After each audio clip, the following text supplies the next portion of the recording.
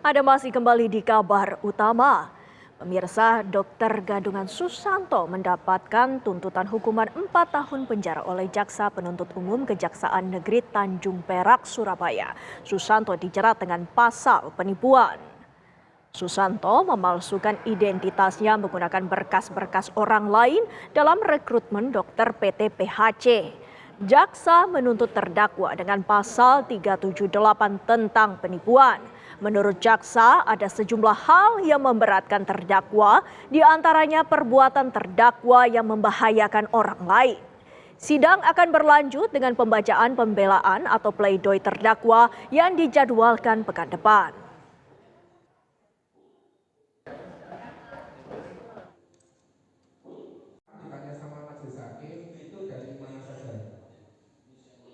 Siap mengambil izin mohon keringanannya yang biasa kami benar-benar sangat berterima yang mulia kita itu tidak kami terpaksa yang mulia keringanannya karena kami memberi tanggungan orang tua anak dan istri yang belum menerima dari yang mulia. Begini aja ya, kalau saudara membela satu bagaimana supaya jelas ya.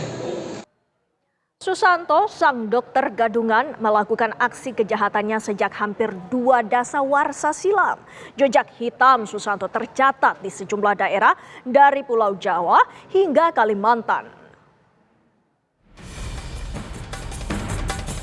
Susanto, si dokter gadungan, pernah bekerja sebagai internis, dokter spesialis penyakit dalam di 2 rumah sakit di Kutai Timur, Kalimantan Timur.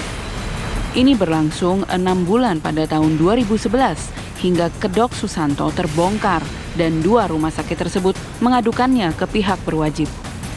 Susanto diseret ke meja hijau dan Pengadilan Negeri Sangatta memvonis Susanto 4 tahun penjara.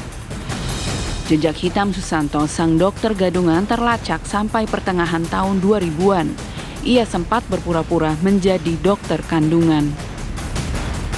Sempat bekerja di PMI, kemudian beberapa rumah sakit, kemudian pindah dan tidak tahu pindahnya kemana, terus mendapat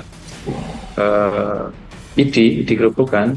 Suatu saat mendapat telepon dari Kalimantan bahwa dokter gadungan ini menjadi dokter gadungan spesialis kandungan, spesialis obgyn, yang dimana pada saat melakukan operasi di ruang operasi terlihat tidak seperti dokter yang lain, sehingga perawat curiga.